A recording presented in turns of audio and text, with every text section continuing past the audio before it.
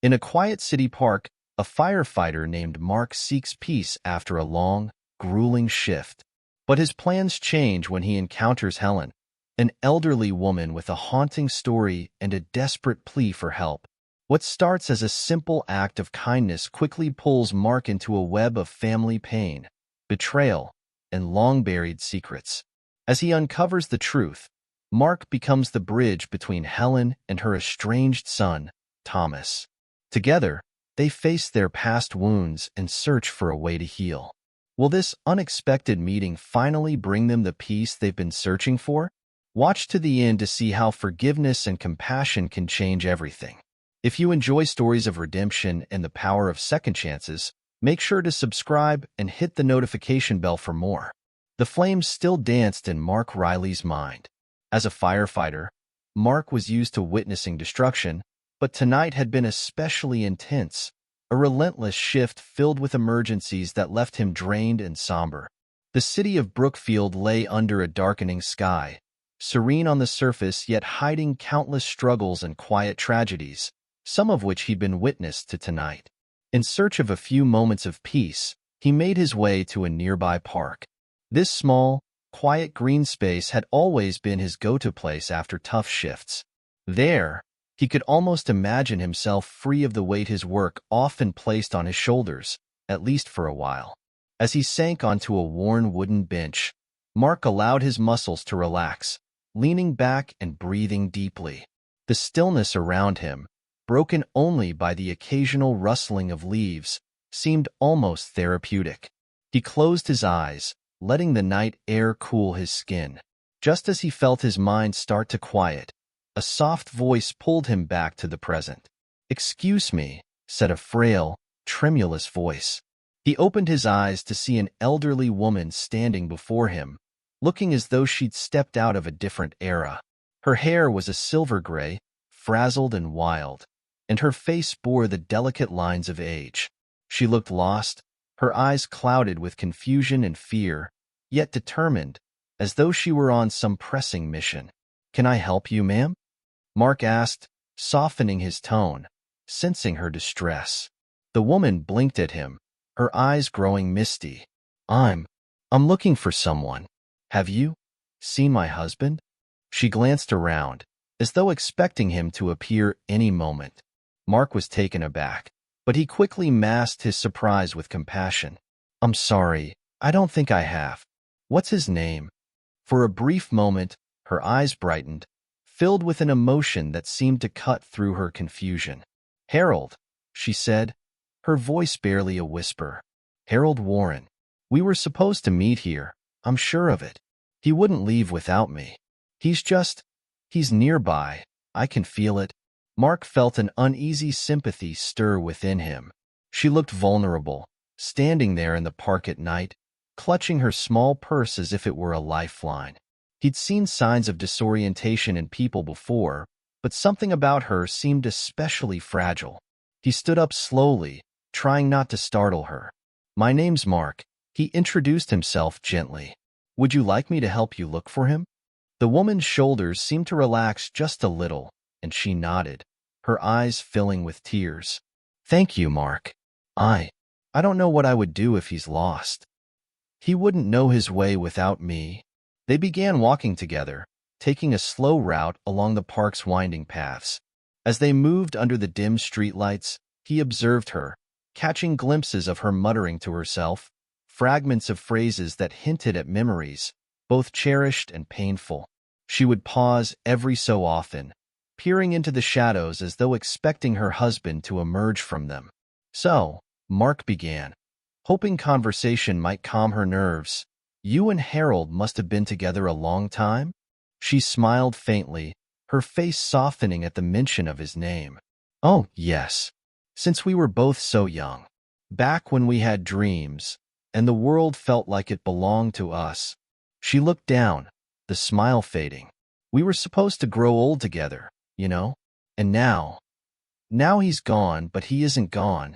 Mark nodded, understanding that there were layers to her grief and confusion that went beyond what he could see. They continued walking, and after a few minutes, he began to realize something. Her memory wasn't just fragmented. It was caught between realities, between a past she couldn't fully leave behind and a present she struggled to understand. They made their way to a more secluded part of the park, and she paused again, glancing around, her gaze lingering on a bench where an older couple sat together, lost in each other's company. "Harold used to hold my hand just like that," she murmured, her voice barely audible. "Always said it kept him from wandering too far." A pang of sorrow twisted in Mark's chest. He didn't know her story, not fully, but he could sense her loneliness, her isolation, and the painful uncertainty that clouded her mind. It was as if she were reaching out, trying to grasp something that constantly eluded her. They circled back toward the center of the park, and as they passed under a streetlight, she suddenly stopped and looked up at him, her expression shifting as though she'd finally recognized him. Are you an angel?" she asked, her voice laced with wonder. Mark chuckled softly, touched by her sincerity. "Not quite. Just a firefighter, here to make sure you're all right." She let out a small, shaky laugh. "Harold would have liked you. He always had such respect for men who help others. Said they were the true angels, the ones who make this world bearable." Mark felt a pang at her words, humbled by the simple faith and gratitude she offered. They walked a little farther, but he could tell she was tiring, her steps growing slower and more uncertain. He was starting to wonder if it might be best to find her some help. "Maybe we should call someone for you," he suggested gently. "A friend, or a family member?" Her face fell at the mention of family, her expression clouding with sadness. "There's only my son, Thomas. But we're not close anymore." She looked away, her voice heavy with regret. "I haven't seen him in years. I don't even know if he'd answer if I called." Mark sensed the pain beneath her words, the story of a relationship fractured by time, and perhaps something deeper, something that had left her alone in the world, searching for the only person who had never abandoned her. "Would you like me to try reaching him?" he offered. "I'd be happy to help." She hesitated, her fingers twisting the fabric of her sweater. "I don't know," she murmured. "Thomas, he has his own troubles. He blames me for things I couldn't control. But Harold always said he'd forgive me in time." Mark watched her, feeling a wave of empathy wash over him. This wasn't just a woman in search of a husband. She was a woman grappling with loss, regret, and the painful remnants of a broken family. As they walked back toward the entrance of the park, he decided that he couldn't leave her there. She needed more than just someone to listen. She needed someone to help her find her way back, both literally and metaphorically. "Let's get you somewhere safe," he said softly. "I'll stay with you until we figure this out, all right?" She looked up at him, her eyes reflecting a mixture of gratitude and sadness. "Thank you, Mark. You're very kind. I didn't expect to find someone willing to help, especially at this hour." He smiled, guiding her gently toward a nearby bench. Sometimes, life has a way of bringing people together when they need it most. As they sat down, Mark made a quiet promise to himself. He wouldn't leave her alone, not until he knew she was in safe hands. He didn't know what her story truly entailed, but he could tell that tonight, she needed someone to lean on, someone who could bear witness to her sorrow and maybe, just maybe, help her find a measure of peace. As they sat quietly on the bench, Mark could see Helen's hands trembling, her frail fingers gripping her purse as if it were the only thing anchoring her to the present. Her gaze wandered off into the distance, and Mark wondered what memories, what painful images, flickered behind her eyes. He glanced at her, considering how to approach the next step. There was a delicate balance he had to strike, offering help without overwhelming her, encouraging her to accept assistance while respecting her dignity. Just as he was about to suggest calling a friend or arranging a ride, her voice broke the silence. Do you think it's possible to be forgiven for something that's broken?" she asked, her voice barely above a whisper. Mark paused, taken aback by the unexpected depth in her question. He hesitated before answering, choosing his words carefully. "I think that sometimes even the most broken things can be mended," he said softly. "But it usually takes time, and a lot of patience." She sighed, the sound full of years of regret. It's been so long. I've tried to make amends, but my son, Thomas, he won't let go. I don't know if he'll ever understand. She paused, her voice thickening. Maybe I don't deserve it. Mark watched her face, seeing the lines of sorrow that seemed etched into her skin. This wasn't just a woman lost in the park. She was a mother burdened by the memories of a fractured relationship with her son. And yet, in this moment, Mark felt a growing sense of duty to help her find some closure, whatever that might mean. Would you like me to call Thomas? He offered, keeping his tone gentle. She looked at him, her eyes filled with a hesitant hope. I don't know. I don't even know if he'd answer. We haven't spoken in years. Sometimes, Mark replied. Hearing from someone unexpected can make a difference. And if you don't want to, that's all right too. I'm here to help in whatever way feels right to you. She nodded slowly, as if weighing his words, then reluctantly handed him her phone. Maybe it's worth a try, she murmured, almost as though she were talking to herself. Mark took the phone from her and scrolled through her contacts. When he found Thomas's number, he felt a flicker of hope, though he wasn't sure what he was expecting from the call. He dialed the number and waited, each ring amplifying the tension that seemed to thicken the night air. After what felt like an eternity, the call connected, and a man's voice answered. Hello? The voice was sharp, curt, with a hint of irritation. Mark cleared his throat. Hi, is this Thomas? My name's Mark Riley. I'm with your mother, Helen. There was a brief, tense silence on the other end. With my mother? Thomas repeated, his tone icy. Where is she? We're at Brookfield Park, Mark explained. She seems a bit confused. I thought it might be best if someone close to her came to check on her. Thomas let out a sigh, filled with both annoyance and something else, something heavier, darker. Of course she's confused. She's always been confused, he muttered under his breath, as if Mark wasn't meant to hear it. I'll be there shortly. Just keep her there. The line went dead before Mark could say anything more. He handed Helen her phone back, noticing the way her fingers trembled as she took it. Thomas is coming, he told her gently, hoping to reassure her. Her face flickered with a mixture of relief and fear. Thank you, Mark, she whispered. It's been so long. I don't know what he'll say. He never forgave me for what happened. What happened between you two, if you don't mind me asking? Mark asked, his voice soft, careful not to pry too much. She looked away, her eyes misting over as memories resurfaced, raw and painful. It's a long story. A mother's mistakes. Things I did, things I couldn't undo. Thomas was a sensitive child. You see, and Harold, he was always so strong, so certain. But I was different. Mark could see that whatever had transpired between them weighed heavily on her, and he didn't press her further. He simply sat beside her, offering the silent support she seemed to need in that moment. After a few minutes, they saw headlights approach from the park's main entrance. The vehicle pulled up slowly, and a man in his early 40s stepped out. He had an air of exhaustion about him, his posture rigid, his expression one of barely concealed frustration. He looked at Helen with a hardness that surprised Mark, a coldness that seemed out of place for a son meeting his elderly mother. As he walked toward them, Thomas's gaze flickered over Mark with a hint of suspicion. So, you're the one who called me? He asked, his tone curt. Yes, Mark replied, keeping his voice steady. I thought it might be best for her to have someone here. Thomas scoffed, shaking his head. I don't know what she's told you, but my mother. She's not exactly the saint she appears to be. Helen flinched at his words, and Mark felt a pang of sympathy for her. He knew that families were complicated, that everyone had their own stories and scars. But watching the pain on her face, he couldn't help but feel that whatever had happened, it was weighing on both of them, pulling them apart when they clearly needed each other. Thomas, I didn't mean to be a bother, Helen murmured, her voice barely audible. I just got lost. I thought maybe I'd see Harold.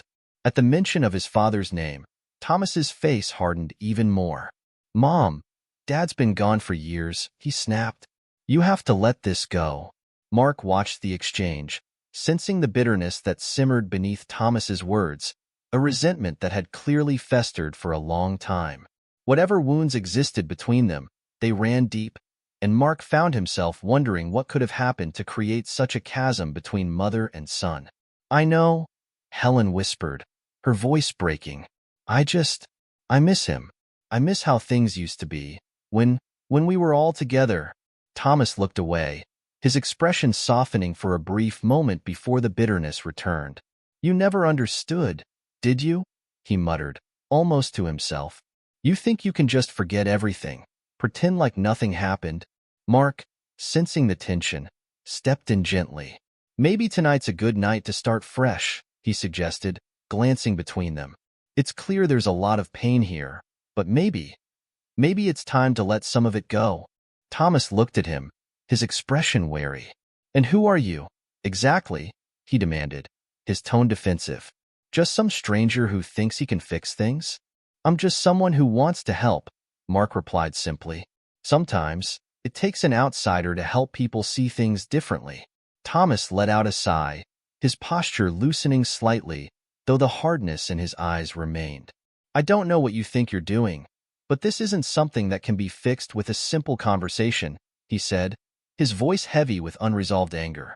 Mark nodded, understanding that this was a battle far beyond what he could resolve in one evening. But as he looked at Helen, he saw the hope in her eyes, the quiet, desperate wish for some form of reconciliation, however small. "Maybe not," Mark replied, "but it's a start. Sometimes, just being here, just showing up, that's enough." Thomas glanced at his mother, his expression conflicted. "I'll take her home," he said finally, his voice softening, if only slightly. "But don't expect anything more than that." Helen looked at him, her face filled with gratitude despite the tension between them. "Thank you, Thomas," she whispered, reaching out to touch his hand. He didn't pull away, but he didn't acknowledge the gesture either, keeping his gaze fixed on the ground. Mark watched them leave, a quiet sense of hope mixed with uncertainty settling over him. He didn't know if they would ever find peace, if Thomas would ever forgive his mother, or if Helen could heal from the wounds of the past. But tonight, they had taken the first step, and sometimes that was all anyone could ask for. The encounter left Mark feeling uneasy. He watched as Thomas guided Helen to the car, his movements tense, his expression closed off, as though every step toward his mother only deepened his resentment. Mark had seen fractured families before, the way past wounds could fester and destroy any chance for reconciliation. But tonight, as he returned to his empty apartment, he couldn't shake Helen's face from his mind, the sadness in her eyes, the hope that had flickered and then faded as her son kept his distance. A few days passed, and Mark couldn't help but wonder what had become of Helen. In quiet moments, her words echoed in his mind. "Do you think it's possible to be forgiven for something that's broken?" He didn't know the story behind her pain, but he felt a strange sense of responsibility, a feeling that their encounter wasn't meant to be left unresolved. One afternoon, after a long shift, he decided to check in on her. He didn't have much to go on, only her last name from Thomas's curt responses during their brief conversation. After some inquiries, he discovered that she lived in a modest, slightly worn apartment building on the outskirts of Brookfield. The place was quiet, the air heavy with an air of isolation. He hesitated at her door, wondering if this was truly his place. But then he knocked, and after a few moments, Helen opened the door, looking surprised and a little disoriented. The spark of recognition in her eyes was slow to form, but when it did, she smiled faintly. "Mark, you're here," she murmured, her voice tinged with relief. "I just wanted to check in on you, see how you're doing," he said, offering her a reassuring smile.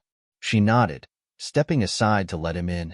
The apartment was small and sparse, the walls lined with fading photographs of what must have once been a happy family. Mark noticed a picture of a young boy, his eyes bright with curiosity and innocence. A younger Thomas, perhaps, before the bitterness had set in. Helen gestured for him to sit, and they settled into a pair of worn chairs near the window. She looked down, her fingers twisting in her lap, as though grappling with words that refused to come out. "Did you see him again, Thomas?" Mark asked gently, breaking the silence. Her face fell, and she shook her head. "He called, But it was only to tell me not to bother him again. He said. He said he didn't want me dragging him down with my mistakes. Mark felt a pang of sadness for her, the kind that lingered in his chest, heavy and unyielding. I'm sorry, Helen. I can't imagine how hard that must be. She let out a soft, trembling sigh. I keep thinking, if I could just explain to him, if he could only understand why I made those choices, maybe he'd find it in his heart to forgive me. But he won't listen. He's too angry, too hurt. What happened between you two? Mark asked, his voice low and careful, not wanting to press too hard. Helen's eyes drifted toward the photo of young Thomas. When Thomas was a boy, his father, Harold, was a good man, but he was strict, sometimes too much so. He expected perfection, and when he didn't see it, well, let's just say he wasn't kind. I tried to protect Thomas, tried to soften the edges, but there were days when I couldn't shield him from his father's anger. Mark could see the regret etched into her face, the weight of years pressing down on her as she spoke. I tried to leave once, she continued, her voice barely above a whisper. I took Thomas and left, thinking that if we had some time apart, maybe Harold would understand how his actions were tearing us apart. But it didn't last. Harold found us and, well, I went back. I thought I was doing the right thing, keeping our family together. But to Thomas, it was a betrayal. Mark could sense the depth of her pain, the complexity of a choice made in desperation. You were in a difficult position, he said softly. It sounds like you did what you thought was best at the time. She nodded slowly, though the guilt remained in her eyes. But Thomas doesn't see it that way. To him, I chose his father's comfort over his well-being. And maybe he's right. Mark shook his head. We all make mistakes, Helen. But it sounds like you tried your best with what you had. Maybe Thomas just needs time to come to terms with it. She looked at him, her gaze filled with a mixture of gratitude and despair. I don't know if there's enough time left for him to forgive me. I'm afraid he'll carry this anger forever. They sat in silence for a moment, the weight of her words settling between them. Mark could feel her loneliness, the emptiness that had grown over the years, deepened by the loss of her husband and the estrangement from her only son. I don't mean to impose, Mark said gently, but maybe it would help if Thomas heard your side of things, even if he doesn't respond right away. Sometimes, just knowing someone's story can start to heal wounds. She shook her head, looking defeated. He doesn't want to hear it, Mark. He's shut me out completely. Mark thought for a moment. Have you ever tried writing it down? Maybe if he read it on his own, in his own time, he might understand. Her eyes lit up with a glimmer of hope. You think that might work? It's worth a try, Mark replied. At the very least, it could give you a chance to say what you need to say, even if he doesn't read it right away. Helen nodded, as though the idea had sparked a small but vital flame within her. Maybe I could write him a letter. Something to explain why I did what I did. They spent the rest of the afternoon discussing what she might say, crafting words that might bridge the chasm between her and Thomas. Mark stayed as long as she needed, listening to her memories, her regrets, her wishes for a reconciliation that had seemed impossible until now. As he left her apartment, he hoped that the letter, however small a gesture it might seem, would open a door for her and Thomas. And as he walked back into the quiet evening, he couldn't help but feel a sense of purpose. Helen had been a stranger just days ago, but now he was bound to her story, her pain, and her hope for healing. The letter was sent, and for days, Helen waited anxiously for any sign, any response from Thomas. But as the days turned into weeks, her hope began to wane. Mark visited her often, checking in and offering support, becoming the friend she hadn't realized she needed. One evening, Mark received an unexpected call from Helen. Her voice was trembling, excitement laced with apprehension. Mark, he called. Thomas called. Mark's heart lifted. What did he say? He said, he wants to meet. He wants to talk. Her voice was filled with a mixture of joy and fear. I'm afraid, Mark. What if it's just more anger? What if it only makes things worse? Whatever happens, at least he's willing to listen, Mark said gently. That's a step forward, Helen. Sometimes, even the smallest step can lead to something bigger. She thanked him, and they agreed that he would accompany her to meet Thomas, not to intrude but to provide moral support. The meeting would take place in a quiet cafe in the center of Brookfield, a neutral place where they could talk without the weight of their past bearing down on them. The day of the meeting arrived, and Mark met Helen at the cafe. She was visibly nervous, her hands shaking as she clutched a small purse, her gaze darting anxiously toward the entrance. Mark offered her a comforting smile, giving her a quiet reassurance. Thomas arrived a few minutes later, his posture tense, his expression guarded. He barely acknowledged Mark's presence, his focus entirely on his mother. They exchanged a few awkward pleasantries, their words stilted, heavy with years of unresolved pain. "I don't know why I'm here," Thomas admitted, his tone cold. "Maybe I just wanted to hear it from you. Why you chose him over me?" Helen's face crumpled, and she took a shaky breath. "Thomas, I never wanted to hurt you. I thought keeping the family together was the right thing to do. I was afraid of what would happen if I left." Thomas's gaze softened, though anger still simmered beneath the surface. "I needed you, Mom. You were supposed to protect me." They talked for hours, the conversation swinging between anger, sadness, and moments of fragile understanding. Mark listened from a distance, his heart heavy yet hopeful, watching as they navigated the complex terrain of forgiveness. By the end of the evening, Thomas's face had softened, the bitterness replaced by something closer to acceptance. He didn't forgive her entirely, not yet, but he was willing to try. And for Helen, that was enough. As they parted ways, Helen turned to Mark, her eyes filled with gratitude. "Thank you, Mark. I don't know what I would have done without you." He smiled, feeling a deep sense of satisfaction. Sometimes, all it takes is someone willing to listen. As the days passed, Helen and Thomas continued their fragile steps toward reconciliation, meeting once a week in quiet cafes or at the small park where Helen had first met Mark. For Helen, each meeting brought a sense of relief, like layers of guilt and regret being slowly lifted. But for Thomas, every encounter seemed to reopen old wounds, forcing him to confront memories he had buried for so long. One afternoon, after another meeting, Thomas walked Helen back to her apartment. It was the first time he'd been there in years, and as they stepped inside, he glanced around, his eyes lingering on the faded photographs that lined the walls. The faces in the frames held traces of a childhood he both cherished and resented. "Mom," he began hesitantly, his voice barely a murmur. "Why did you stay? With Dad, I mean. Why did you go back that time?"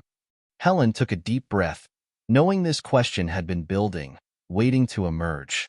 She motioned for him to sit on the worn sofa beside her, feeling the weight of the past settle around them. "When you were young," she started slowly, choosing her words with care, "I thought. I believed that staying together was best for you. I thought a family, even a flawed one, was better than being on our own." She paused, the memories sharp, painful. "Your father could be harsh, yes, but he loved us in his own way. I hoped he would change." Thomas's gaze hardened. "He didn't. And you knew he wouldn't." Helen nodded, her eyes downcast. "I see that now. I didn't want to believe it then. And by the time I realized, well, I felt trapped. I was scared of what would happen if I tried to leave again. Scared of being alone. And I know that hurt you." The room fell silent, the truth hanging between them, heavy and undeniable. Helen felt the sting of shame, knowing that her choices had left deep scars on her son, wounds she could never fully heal. "But you had a choice," Thomas said, his voice tight with frustration. "You always had a choice, and you chose him over me." Helen's eyes filled with tears, her voice trembling. "I didn't see it that way, Thomas. I was weak. I thought I was doing what was best. But I see now that I was wrong. I should have put you first. I can't change that now, but I am so sorry." Thomas turned away, fighting back tears of his own. "Do you know what it was like, Mom? Growing up, watching you go back to him, even after everything? Do you know what that did to me?" Helen's hand reached out, but she hesitated, afraid he would pull away. "I can't imagine, Thomas. I failed you, and I wish I could go back and do things differently. But I want to make it right, even if I can't fix the past." They sat in silence, both grappling with the weight of their shared pain. And then, softly, Thomas spoke, his voice barely above a whisper. "I don't know if I can forgive you, Mom. Not yet. But I want to try. For my own sake, if nothing else." Helen felt a flicker of hope, a fragile spark that warmed her heart. "That's all I can ask, Thomas. I just want to be here for you now, however you need me." In the weeks that followed, Helen and Thomas continued to rebuild their relationship, one step at a time. Mark stayed in touch with Helen, occasionally joining their meetings when she needed his support. He became a quiet presence in their journey, offering advice when needed and providing a sense of stability for both mother and son. One evening, as Mark was finishing his shift at the fire department, he received a frantic call from Helen. Her voice was filled with panic, and he could barely make out her words through her sobs. "Mark, it's Thomas. I don't know what happened. He's in the hospital. They called me, they said. He's in bad shape." Mark's heart dropped, and without a second thought, he rushed to the hospital. When he arrived, he found Helen in the waiting room, her face pale and tear-streaked. She looked up as he approached, her eyes filled with fear and desperation. "They said he had an accident," she whispered, clutching his hand. "I don't know how it happened. They won't tell me anything." Mark squeezed her hand, trying to steady her. "I'm here, Helen. We'll get through this together." Hours passed as they waited for news, the minutes stretching painfully as Helen's mind raced with worst-case scenarios. Finally, a doctor emerged, his expression grave but calm. "Mrs. Warren," he said, glancing between Helen and Mark. "Your son, Thomas, he's stable now. He suffered a fall, and there were some complications, but he's going to be okay. He's been through a lot physically, but he's a fighter." Helen's relief was immediate, her body sagging as the tension drained from her. "Can I see him?" The doctor nodded. "He's resting now, but yes, you can see him for a few minutes." Mark helped her to her feet, guiding her down the sterile hallway to Thomas's room. Inside, Thomas lay pale and frail, his face bruised and his arm in a cast. His eyes flickered open as they entered, and he managed a weak smile.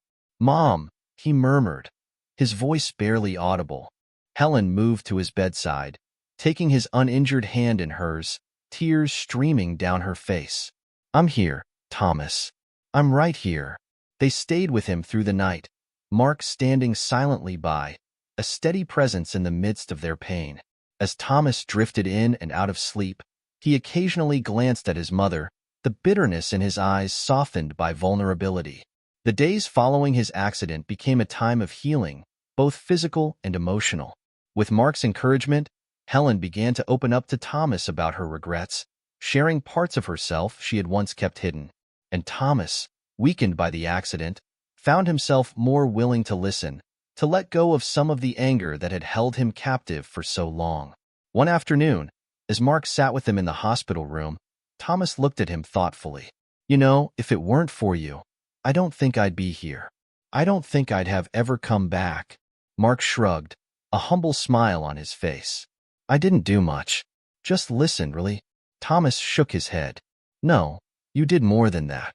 You gave us both a reason to try, to start over. You were there when we needed someone, and that made a difference." Helen reached for Mark's hand, her gratitude evident in her tear-filled eyes. "Mark, you've been a blessing to us. I don't know how to thank you." He smiled, feeling a deep sense of fulfillment. "Sometimes the right people cross our paths at the right time. I'm just glad I could be here for you both." As the weeks passed, Thomas continued to recover, both in body and in spirit. The bond between him and Helen grew stronger, no longer weighed down by years of resentment and pain. They began to build new memories, moments filled with laughter and understanding rather than anger and regret. For Mark, watching them heal was a reward in itself. He had become part of their story, a reminder that even the most broken relationships could be mended with patience, understanding, and a willingness to forgive. The accident had marked a turning point, but Thomas's recovery came with its own challenges. The physical healing was slow, but the emotional wounds, reopened by his vulnerable state, were harder to face. For weeks, Thomas struggled with the conflicting emotions that Helen's presence evoked: anger, regret, love, and a long-buried desire for peace. The fragile truce between mother and son grew stronger, but unspoken resentment still lingered in the silence between their conversations. One afternoon, Helen arrived at Thomas's apartment to help him with his physical therapy exercises. She found him staring out the window, his face drawn, his eyes clouded with thought. "Thomas?" she asked gently, moving into the room. "Are you all right?"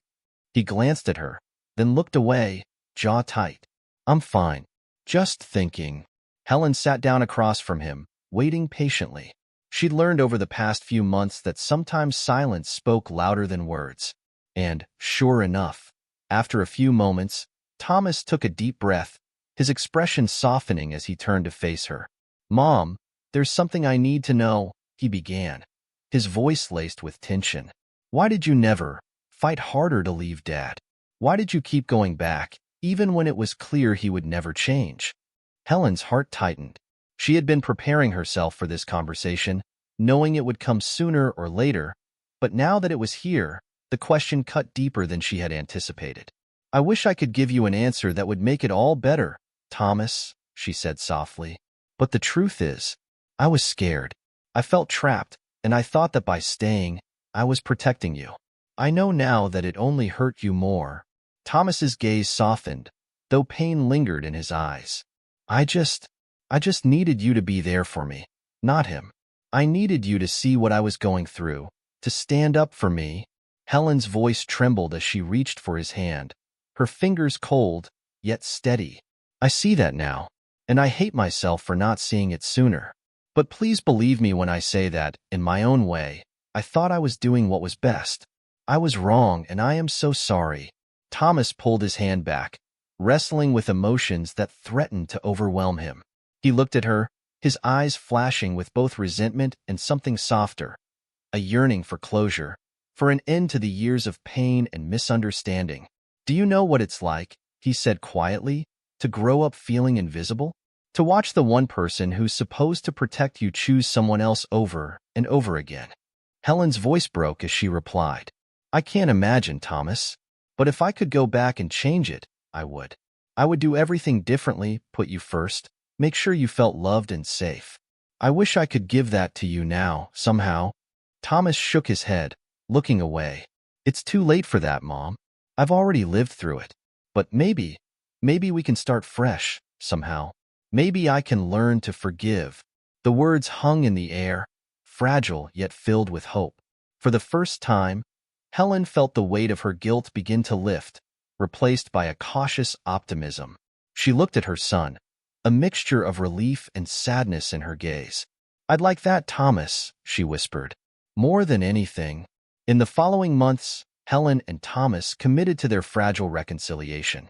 Therapy sessions became a regular part of their lives, helping them unpack years of hurt and misunderstandings. With Mark's continued support, they learned to communicate with honesty, to listen without judgment, and to acknowledge the complex emotions that had kept them apart for so long. Mark, meanwhile, watched with pride as their relationship slowly transformed. He'd been by their side from the beginning, a silent witness to their pain and a steady presence in their healing. His role had shifted from a casual helper to a true friend, someone they could lean on in moments of doubt and uncertainty. One evening, as they gathered at a small diner for dinner, a new tradition they'd started, Thomas looked across the table at his mother, his expression filled with a vulnerability she hadn't seen before. "Mom," he began, his voice soft, "I've been thinking a lot about Dad, about everything that happened, and I think it's time for me to let go of some things. I want to stop carrying this anger around. It's exhausting, and it's holding me back." Helen reached across the table, her hand trembling as she took his. "I understand, Thomas. And whatever you need to do, I'll be here for you." Thomas nodded, glancing down at their joined hands. "I've been considering maybe writing a letter to him. Not for him to read, obviously, but for me. To get it all out, to say the things I've held on to for so long." Mark nodded in approval. "That could be a powerful step. Sometimes, just saying what's in your heart, even if no one hears it, can be incredibly freeing." Thomas met his gaze, gratitude evident in his expression. "Thank you, Mark." For everything. I don't know if I'd have made it this far without you. Mark smiled, feeling a warmth spread through him. I'm just glad to see you two here, together. That's reward enough for me. As the evening wore on, laughter and stories filled the air, replacing the tension that had once defined their interactions. They spoke of the future, of plans and dreams that had once seemed impossible, but now felt within reach. Helen looked at her son, a mixture of pride and love in her gaze. She knew the journey wasn't over, that there would be days of struggle and doubt. But for the first time, she felt a sense of peace, a belief that healing was possible, that they could build something new from the fragments of their past. In the weeks that followed Thomas's decision to write a letter to his father, a quiet transformation took place. The act of putting his thoughts onto paper became a kind of release, each sentence a step away from the bitterness he had held for so long. The letter was raw and unfiltered, filled with truths he had never spoken aloud, emotions he had buried, and memories he had suppressed. By the time he finished, he felt lighter, as though a weight he'd carried for years had finally lifted. Helen continued to support him, their bond growing stronger with each passing day. For her, watching Thomas let go of his anger was like witnessing a rebirth, a chance for her son to finally be free of the pain that had held him captive. She, too, found herself letting go of the guilt that had haunted her, allowing herself to forgive, not just for Thomas's sake, but for her own. One sunny morning, Thomas invited Helen and Mark to meet him in the park, the same place where Mark and Helen had first met. The park, once a setting of confusion and sorrow, now held a new significance, a symbol of beginnings and healing. As they gathered near the bench where Helen and Mark had once sat, Thomas cleared his throat, looking at them both with a mixture of gratitude and humility. I wanted to bring you both here because, well, this is where it all started, he began, his voice steady yet filled with emotion. Mom, Mark, I don't know if I would be where I am today without you. Helen's eyes shimmered with tears as she reached for his hand. Thomas, I'm so proud of you. You've come so far. Thomas smiled, a gentle warmth in his expression. I know I still have a lot to work through, but I'm finally starting to feel like I can live without the anger. For the first time, I feel like I can look to the future without being held back by the past. Mark watched the two of them, a deep sense of pride and contentment filling him. He had been a silent witness to their journey, a quiet presence in their lives, and seeing them here, standing side by side with love and acceptance, was more fulfilling than he could have imagined. You both taught me something I'd forgotten, Thomas continued, his gaze shifting to Mark, that sometimes letting people in, trusting others, can lead to healing. I had shut myself off for so long, and if you hadn't been there, I don't know if I would have ever let Mom back in. Mark nodded, his heart full. It's been an honor, Thomas. Watching you both find your way back to each other has been a gift. Family is never easy, but you've shown that with patience and forgiveness, it's possible to rebuild. Helen wiped a tear from her cheek, her voice choked with emotion. Thank you, Mark, for everything. You were there when I felt so lost, and you helped bring my son back to me. They spent the rest of the morning together, walking through the park, sharing memories, and speaking of plans for the future. They talked of new traditions, of family dinners, of birthdays and holidays that they would celebrate together. And as they walked, the past faded into the background, replaced by the promise of a future built on understanding, love, and mutual respect. Sometime later, Helen and Thomas invited Mark to join them for a small celebration at Helen's apartment. The space, once cold and filled with memories of loneliness, had transformed into a warm, welcoming environment. Framed photos of Helen and Thomas, taken during their recent outings, lined the walls. The air was filled with laughter and the smell of a homemade dinner. After the meal, they gathered in the living room, reminiscing about their journey, the hardships, and the growth that had brought them here. There was a sense of peace among them, a quiet understanding that they had all, in their own ways, found something precious.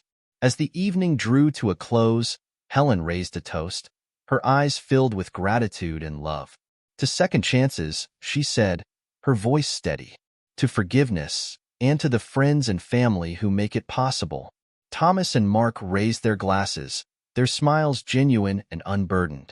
They clinked their glasses together, each of them understanding the significance of the moment, the long journey they had taken to reach this point.